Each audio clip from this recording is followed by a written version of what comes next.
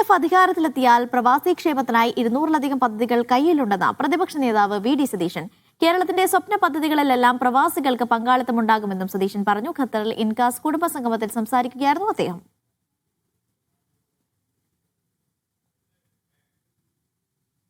നിങ്ങളെ പ്രവാസികളെ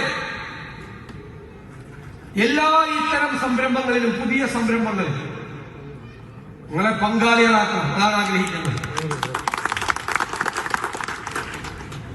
ഞാൻ വലിയ തുകയൊന്നുമല്ല പറഞ്ഞു, ചെറുത്.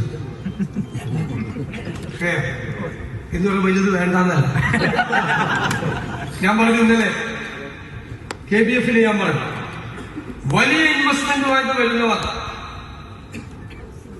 അവരെ എയർപോർട്ടിൽ സ്റ്റേറ്റ് ഗവൺമെന്റിന്റെ പ്രതിനിധി കാത്തു നിൽക്കും. അവര് സ്റ്റേറ്റുകാരെ കൊണ്ടുപോകും. സ്റ്റേറ്റിന്റെ അതിഥിയായിരിക്കും.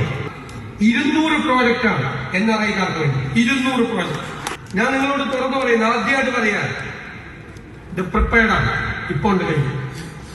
അധികാരത്തിൽ വന്നിട്ടല്ല, ഇപ്പൊ നമ്മുടെ കയ്യിലുണ്ട് 200ഓളം പ്രോജക്റ്റുകൾ നിങ്ങളെ പങ്കാളികളാകാൻ സാധിക്കുന്നത്.